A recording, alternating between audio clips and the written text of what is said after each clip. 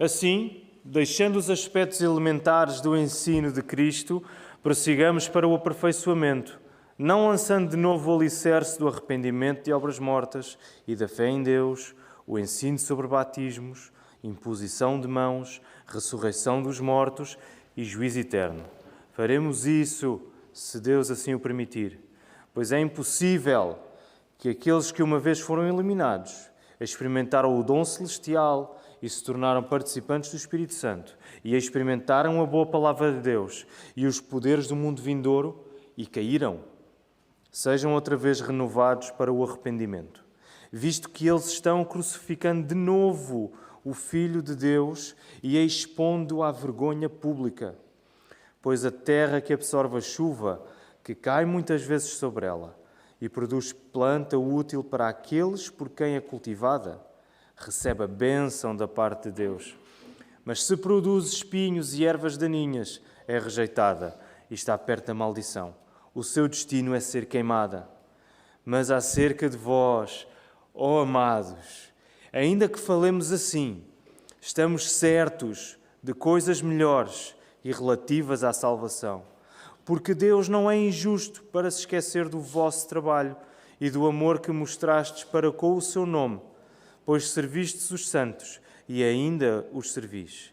E desejamos que cada um de vós mostre o mesmo esforço dedicado até ao fim, para a completa certeza da esperança, para que não vos torneis indiferentes, mas sejais imitadores dos que herdam as promessas por meio da fé e da paciência. Quando nós lemos este texto, é possível que nos apercebamos que há aqui uma instrução que o autor está a dar a estes hebreus. Ela é séria, ela é pesada, mas eu não sei se repararam nisso. Não é pelo facto de ela ser pesada que o elemento do amor desapareceu. É exatamente pelo facto de ela ser séria, de ela ser pesada, que é uma prova do amor de Deus por aqueles cristãos. E por isso o sermão de hoje chama-se o amor de uma pedagogia pesada. E de um modo geral o que eu vos quero transmitir nesta manhã é que eu acredito que nós não gostamos de ser ensinados através de avisos. Porquê?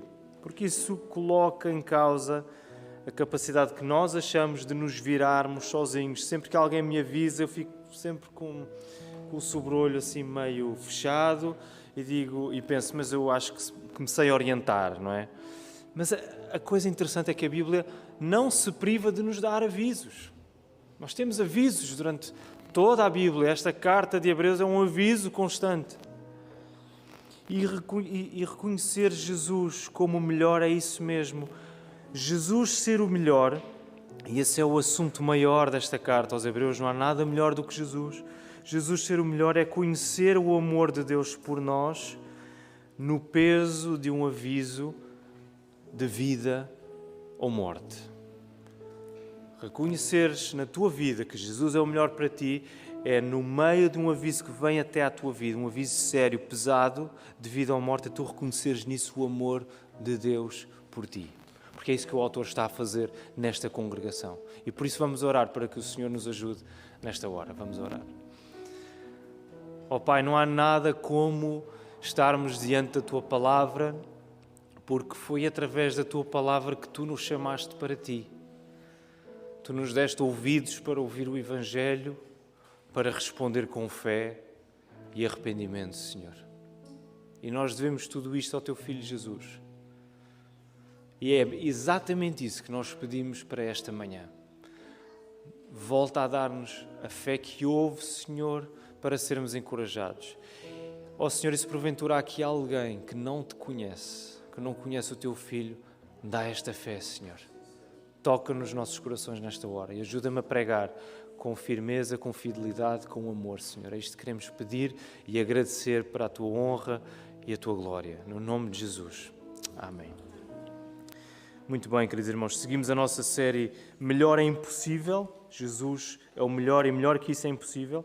E na semana passada, não sei se recordam, mas o pastor Tiago pregou e falou-nos que o problema destes cristãos hebreus não era o que lhes faltava ouvir, não era a informação que ainda lhes faltava chegar, mas era o que eles já tinham ouvido, a informação que eles já tinham e não aguardavam no coração praticando-a. Esse era o problema.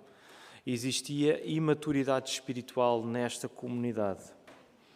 E hoje, quando avançamos no texto, nós encontramos o autor da carta a arregaçar as mangas e dizer: meus queridos, há aqui um problema, vocês estão imaturos. E por isso, eu agora vou ter de arregaçar as minhas mangas e pôr-vos a mexer. O aviso que eu vos vou dar vai ser sério, vai ser grave. E esta exortação que começou lá um pouco antes, no verso 11, vejam lá o que é que diz, capítulo 5, verso 11, começa aí e ele diz assim: sobre isso temos muitas coisas que dizer, embora difíceis de explicar, pois vós vos tornastes lentos para ouvir. De facto, embora já devesseis ser mestres, ainda precisais que alguém vos ensine de novo os princípios elementares da palavra de Deus e vos tornastes necessitados de leite e não de alimento sólido.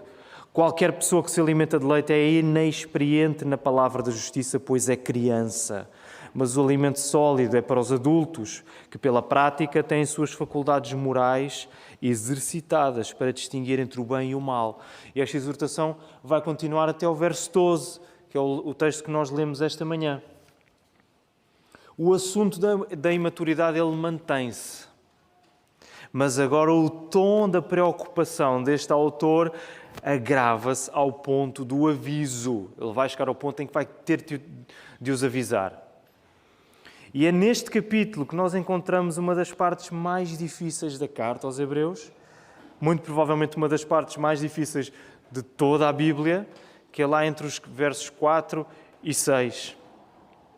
E qual é o aviso que o autor está a propor, que está a dar para estes ouvintes, para estes cristãos hebreus?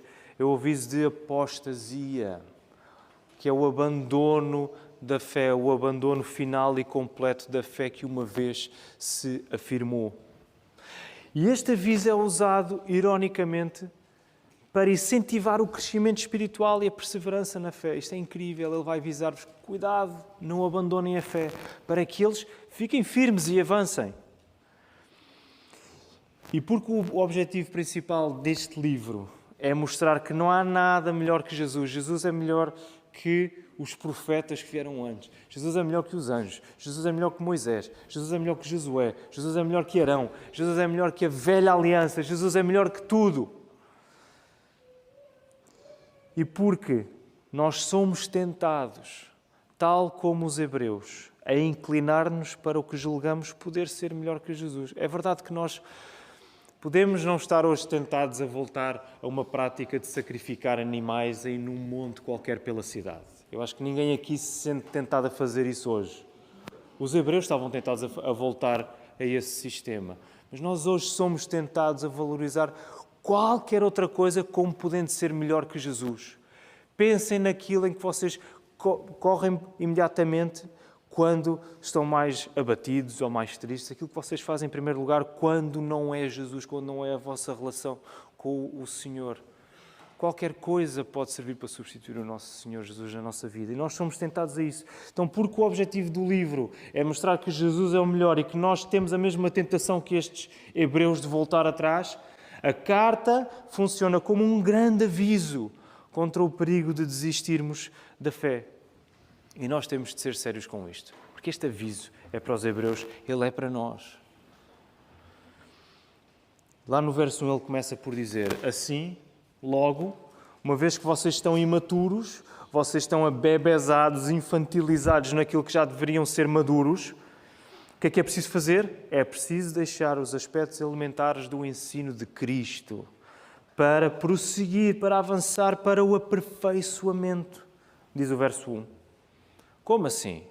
É preciso deixar os aspectos elementares do ensino de Cristo? O que é que o autor não está a dizer? Ele não está a dizer que os assuntos básicos, os aspectos básicos da doutrina têm de ser esquecidos. Okay? Ele não está a dizer isto. Esqueçam o facto de Cristo ser o fundamento. Não, porque ele tem estado a construir esse argumento, não é? Jesus é o vosso único fundamento, não há outro. Não é esquecer isso. Mas o que ele quer é que vocês devem continuar agora a construir sobre isso. Okay? Tomem isso com seriedade e construam. Não fiquem presos só a isso, mas construam sobre isso. O alicerce está lançado. E continuar a gastar tempo no que já foi estabelecido é ignorar o trabalho de edificação que deve seguir. As fundações de uma casa são essenciais, mas seria tolice não avançar para a construção do restante edifício quando os alicerces já estão devidamente colocados. Ninguém faz inaugurações a fundações. Que buraco gigante, belo que temos aqui. Vamos abrir o champanhe. Temos um grande buraco, com fundações incríveis. Não, seria tolice. Nós só cortamos a fita quando o edifício está finalizado. E nos versos 2, nos primeiros 2 versos, versos 1 e 2, nós encontramos estes elementos fundamentais do ensino de Cristo. Olhem para lá, nós vemos o arrependimento, a fé, o batismo, a imposição de mãos, que na altura, associado ao batismo, era por vezes o gesto simbólico de alguém que tinha recebido o Espírito Santo, a ressurreição dos mortos e o juízo eterno. Tudo isto é importante, certo, irmãos? Ninguém que está aqui que tem fé rejeita estas coisas. Nós afirmamos isto continuamente. E sendo tudo isto essencial para a fé, o texto está a dizer que não se pode parar por aqui. Não pares aqui. Isto é importante. Por isso, não pares aqui. Há muito crescimento pela frente. Por isso, valorizar o alicerce é considerá-lo firme e seguro para construir a partir dele. Não é ficar a olhar para ele. Que pedra de esquina tão bonita. Não, temos aqui um alicerce, um fundamento firme como nenhum outro. Vamos construir, vamos crescer, vamos avançar. E isso só pode acontecer na dependência completa de Deus, como diz o verso 3. Eu sempre li este verso 3 da maneira errada, porque eu pensava que o autor estava a dizer, nós faremos isso, não é? Nós vos ensinaremos outra vez acerca dos aspectos elementares de Cristo, se Deus o permitir. Não é? Se tivermos tempo, vamos lá recordar isso tudo. Mas não, o que ele está a dizer é, nós vamos prosseguir para o aperfeiçoamento, nós vamos avançar, se Deus permitir. Nós só vamos fazer isto se dependermos completamente de Deus, não há outra maneira. Nós precisamos de depender de Deus. E, em certo sentido, aqueles hebreus não estavam a depender de Deus, porque eles estavam a querer depender de uma coisa que já estava revogada, dos sacrifícios antigos, da velha aliança. Confiar em Deus seria confiar no melhor que Deus já tinha dado, que era Cristo, o verdadeiro fundamento. E então chegamos à parte complicada da passagem, verso 4 ao verso 6. Vamos ler outra vez, porque as expressões são fortíssimas. Ele diz assim, pois, por causa disto que eu acabei de vos dizer, é impossível que aqueles que uma vez foram iluminados, experimentaram o dom celestial e se tornaram participantes do Espírito Santo, experimentaram a boa palavra de Deus e os poderes do mundo vindouro e caíram, sejam outra vez renovados. É impossível que eles sejam outra vez renovados para o arrependimento, visto que eles estão crucificando de novo o Filho de Deus e a expondo à vergonha pública. Ora, o nosso intuito não é entrarmos no debate acerca destas expressões, porque há muita discussão ao longo de muito tempo. Se tiverem perguntas mais específicas, quinta-feira é o tempo, portanto, façam as vossas questões e quinta-feira reuniremos-nos aqui outra vez na reunião de oração para irmos mais fundo no texto. Mas vamos tentar entender isto de uma maneira simples, que não siga apenas o contexto da carta a Hebreus, ela é importante, mas que também siga o contexto mais abrangente da Bíblia. O que é que a Bíblia diz noutros textos acerca deste assunto? Então, nós olhamos para isto e pensamos, uau, ora aqui está uma descrição de alguém que de facto teve um encontro com a palavra, de alguém que teve um encontro com Cristo, de alguém que teve, de alguma medida, noção do que é o Espírito Santo atuar na sua vida. Parece que estamos aqui perante a descrição de um cristão. Nós encontramos de facto a descrição, mas a descrição de alguém que se assemelha muito a um cristão, mas que depois mostra na prática não o ser verdadeiramente. Este é o ponto que o autor está a querer fazer. Cuidado. Cuidado. Antes que alguém se entregue à apostasia, antes que alguém se entregue completamente a negar a fé, existe sempre uma medida de aparência cristã. Existe sempre uma medida em que alguém vai aparentar ser um cristão verdadeiro quando, na verdade, não o é. mesmo que isso possa ser revelado muito mais à frente. E temos vários exemplos na Bíblia. Por exemplo, qual é aquela personagem que nós nos lembramos logo que aparentou ser durante muito tempo, mas que na verdade não era? Judas. O Judas mau, porque havia o Judas bom. Judas Iscariotes, não é? Ele parecia que era um discípulo de Jesus, mas no final provou não ser. As palavras de Jesus no Sermão do Monte, Mateus 7:21, que Jesus diz: cuidado, nem todo o que me diz Senhor, Senhor, não é a aparência de sermos cristãos. A coisa certa está a ser dita: Senhor, Senhor. Nem todo o que me diz Senhor, Senhor entrará no reino dos céus, mas aquele que faz a vontade do meu Pai que está nos céus. E é interessante porque estes personagens vão dizer: mas não fizemos nós coisas extraordinárias em teu nome? Não expulsámos demónios? Não operámos milagres? E, no entanto, Jesus vai dizer o quê? Eu não vos conheço. Também o exemplo do povo de Israel, no qual o autor de Hebreus já gastou algum tempo a falar sobre ele. Eles no deserto experimentaram este tipo de bênçãos que nós vimos aqui do verso 4 ao verso 6. Lembram-se lá do episódio do povo de Israel que sai do Egito? O que é que eles veem no Egito? O que é que eles veem Deus fazer no Egito? O que é que o povo de Israel vê no Egito a acontecer? As pragas. 10 pragas. Então eles veem aquilo a acontecer, certo? O que é que eles veem logo assim que saem do Egito? O que é que se abre? Não me façam ficar aqui a fazer figuras e gestos, ok? Respondam. O que é que se abre? O Mar Vermelho. O Mar Vermelho abriu-se à frente deles. Eles passaram o Mar Vermelho, certo? Eles viram aquilo. O que é que caiu do céu no deserto? Maná. Deus estava com o povo como? De dia era na forma de uma coluna de fumo, à noite uma coluna de fogo. Os israelitas viram isto. Eles experimentaram isto.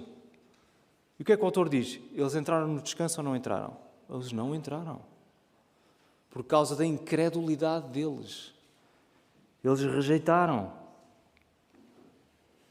Para estes, e por isso é bem possível que esse exemplo de Israel ainda esteja presente na memória e na mente do autor quando ele escreve este aviso. Para estes é impossível um regresso ao arrependimento. Mas porquê é que é possível um regresso ao arrependimento? Porque a rejeição de fé deles foi completa. O endurecimento do coração deles foi total. Eles já não querem arrepender-se. De tal modo que Deus entrega-os ao seu próprio pecado. É uma realidade dura de ser ouvida. Por exemplo, Romanos 1 usa a mesma lógica, é um texto diferente, mas ele diz: aqueles que têm a revelação de Deus através da ordem criada, não há desculpa para ignorar o Deus Criador, ainda assim o rejeitam por causa do seu pecado. E o que é que Deus faz com eles? Entrega-os ao seu pecado. Este endurecimento sem retorno é atestado na mesma atitude daqueles que crucificaram Jesus. Por isso é que o autor diz, é como se eles estivessem a crucificar outra vez o Senhor Jesus, expondo-o à ignomínia, à vergonha pública. Eles assumem uma posição de gozo, de rejeição, de humilhação para com Jesus. E não só isso, mas eles acabam por considerar Jesus como um criminoso comum, como alguém que de facto teve culpa e que mereceu aquela morte.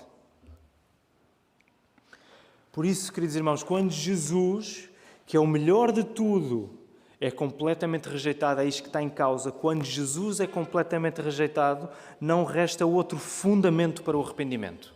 Não resta outro fundamento. Sem alicerce não há construção possível.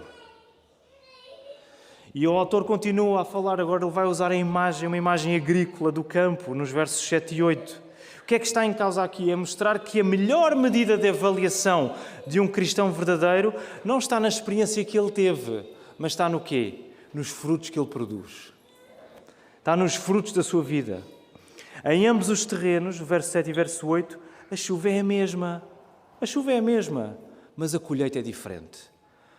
Numa nós vemos fruto bom e bênção, noutra vemos fruto mau e maldição.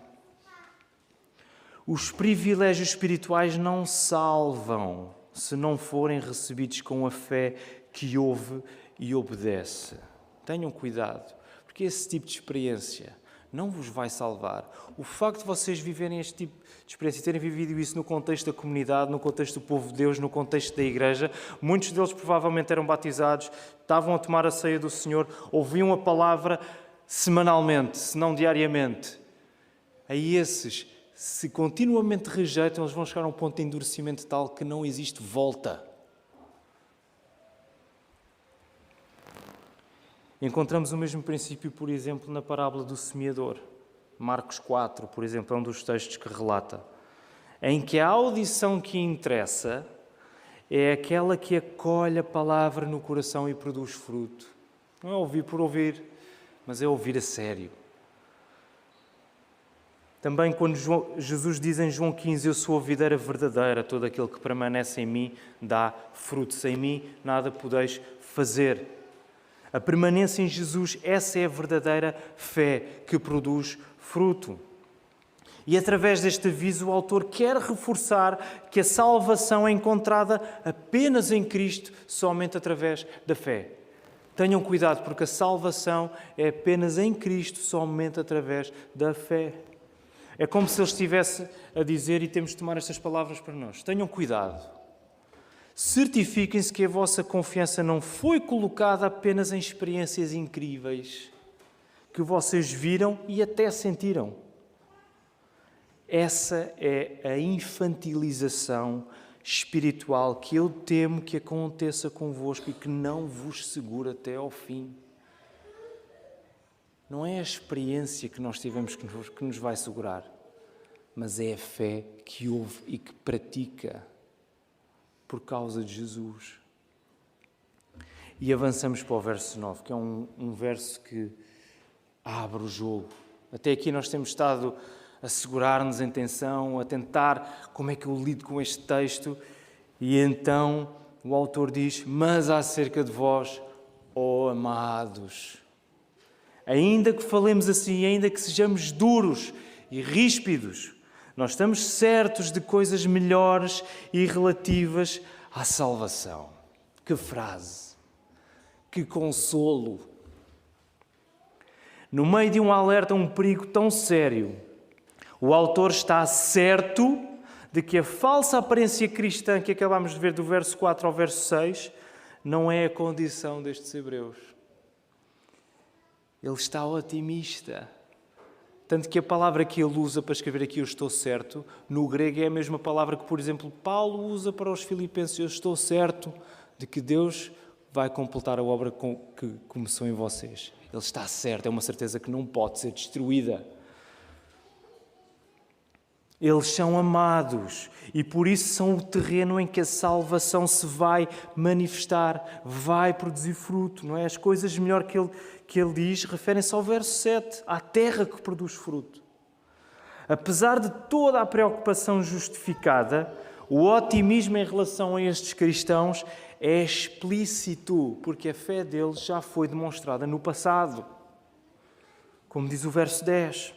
É também por esta razão que nós achamos seguro dizer que estes versos não descrevem um cristão verdadeiro, mas descrevem alguém que aparenta ser cristão, mas que comprovará na prática que não é, porque ele vai rejeitar. Mais uma vez nós temos de nos firmar aqui.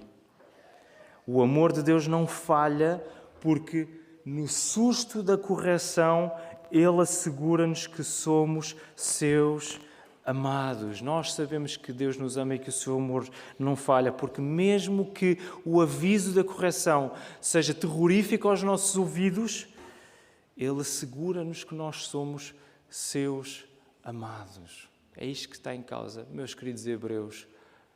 Vocês são amados, por isso é que eu vos estou a avisar. Lembrei-me de um exemplo muito simples e um pouco ridículo até. Mas lá em casa, volta e meia, os nossos filhos, se calhar é culpa do pai, escondem-se e assustam-se uns aos outros. E há uns que reagem melhor, há outros que reagem pior. Normalmente, eu vou dizer nomes porque eles são pequenos e sabem lidar com isto ainda. Normalmente é a Isabel e o David que assustam mais, a Maria é um bocado mais recatada. E depois vem-se queixar, pai, mãe, ele assustou-me e tal. E o que é que eu faço? Eu preciso de intervir, não é? É claro que não lhes vou dizer, pois é impossível que aqueles que foram uma vez iluminados, não vou citar este texto, mas vou fazer o que eles fizeram, vou-me esconder também, não é? E há aquele que acabou de assustar o irmão, eu vou-me esconder, vou esperar o momento em que ele saia da casa de banho, ou do quarto, ou onde quer que ele esteja, num sítio meio recatado, e quando ele sai eu assusto, e normalmente a reação é exagerada, eu assusto e, papá, não faças isso, porquê é que fizeste isso? Às vezes choram e tal. É suposto, faz-lhes bem.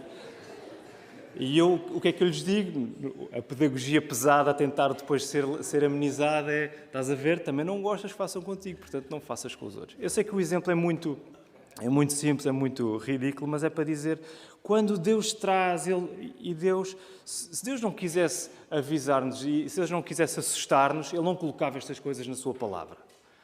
Mas Ele faz isso porque Ele nos ama, para que nós não caiamos num lugar de surdez espiritual. Tem cuidado. E agora que passamos para um tom de entusiasmo do autor, porque ele está otimista em relação a estes hebreus, esta afirmação só pode ter uma consequência, que é o encorajamento. Ele quer encorajá-los. O caminho é recuperar o esforço que já mostraram no passado, para a completa certeza da esperança. A completa certeza da esperança. O autor dos Hebreus quer isto. Eu não quero que vocês fiquem bebés. Eu quero que vocês tenham a certeza da esperança que vocês amam, que vocês agarram. E finalmente no verso 12, nós encontramos a confirmação do motivo maior de toda esta exortação.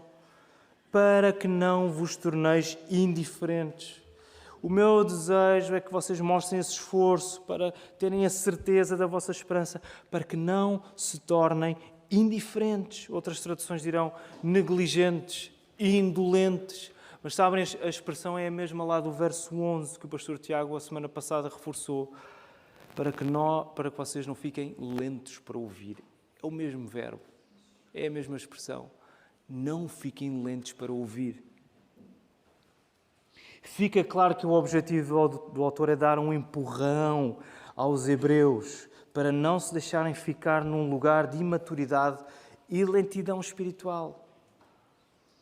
E por isso, meus irmãos, avançar para uma confiança madura em Cristo, confiança essa que não deixa de produzir fruto, essa é a verdadeira fé que nos livra da tentação de voltar atrás. Avançar, confiando, produzindo fruto, olhando para Cristo.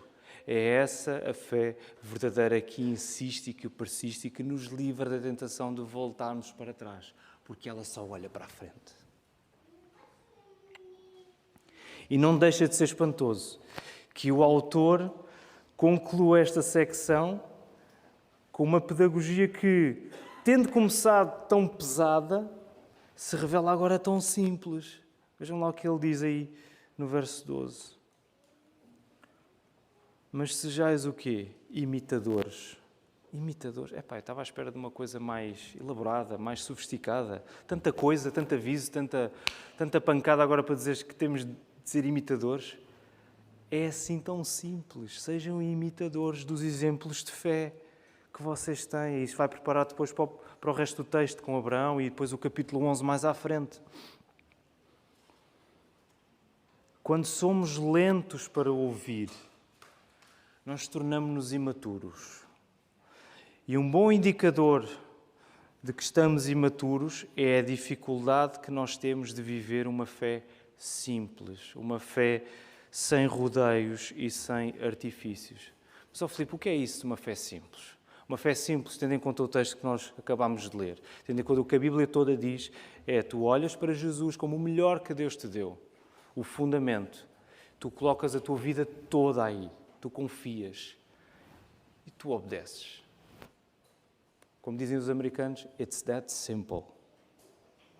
Não é preciso inventar mais nada. É confiares em Jesus e avançares. Por isso, imitar os que permaneceram na fé e na paciência, e Calvino diria que esta é uma fé paciente, É fundamental para seguirmos Jesus até ao fim. Não somente imitar aqueles que vieram antes de nós, mas imitar também aqueles que caminham connosco. Por isso é que nós não podemos fazer isto sem a Igreja. Nós estamos aqui para isto. Eu preciso de mais alegria que o meu irmão demonstre, eu tenho que imitar o meu irmão. Eu preciso de mais disciplina nesta área, eu tenho de imitar o meu irmão. Nós não nos imitamos uns aos outros para ficarmos com os mesmos traços de personalidade ou feitio que temos. Nós somos pessoas diferentes e graças a Deus por isso. Mas nós imitamos uns aos outros para que imitemos mais o Senhor Jesus. É esse o ponto. O Paulo dizia, sede meus imitadores como eu sou de Cristo. Não é? Não terminem em mim, terminem em Cristo. Estamos numa jornada de milénios que já teve muitos peregrinos antes de nós. Nós não temos de inventar nada, só temos de os imitar. E podemos ter a certeza absoluta, para terminar, queridos irmãos, de que Deus guardará os seus até ao fim, porque a palavra assim o diz. A salvação não se perde. Podíamos citar muitos textos, mas um dos que mais me constrange é aquele em que Paulo aos Romanos diz em Romanos 8: aqueles que Deus conheceu de antemão, Ele os predestinou. Àqueles que predestinou, Ele chamou. Àqueles que Ele chamou, Ele justificou. E àqueles que Ele justificou, reparem bem, a certeza é tal que Ele até usa uma realidade que ainda não aconteceu completamente, mas no verbo do passado, Ele glorificou.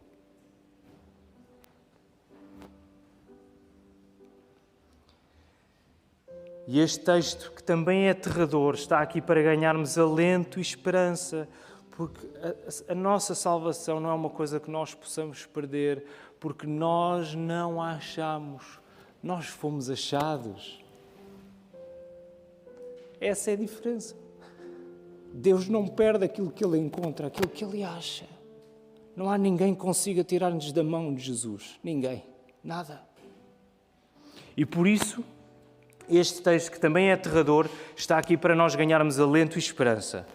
Porque se o amor de Deus é visível no melhor que nos é dado, nós conhecemos o amor de Deus por nós, porque Ele deu-nos o melhor, Ele deu-nos o Seu Filho, o mesmo amor divino responde à nossa lentidão em reconhecer esse melhor quando Ele aplica o mais sério dos avisos. Quando nós somos lentos de ouvido, de coração, quando nós somos lentos espiritualmente para reconhecer o melhor que é Jesus, podes ter a certeza que Deus vai te avisar.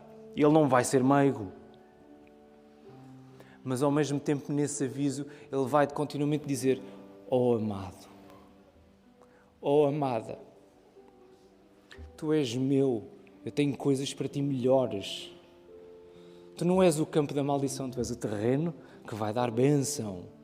Portanto, segue em frente, confia e avança.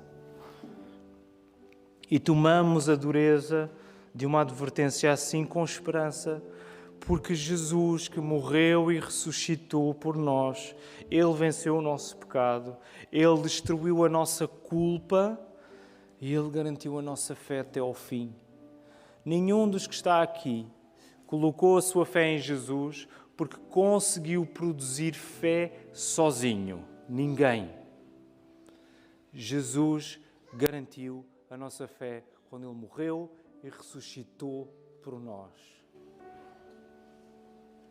Como é que nós não vamos avançar? Como é que nós não vamos ficar seguros? Foi Cristo que conquistou isto até ao fim. Aqueles que Deus chamou, Ele vai glorificar. Não há nenhum que vai ser perdido, não há nenhum que vai ser deixado para trás. E por isso, queridos irmãos, do mais simples que podemos dizer, porque é uma fé simples que nós queremos, vamos avançar com Cristo. Amém? Que o Senhor nos abençoe.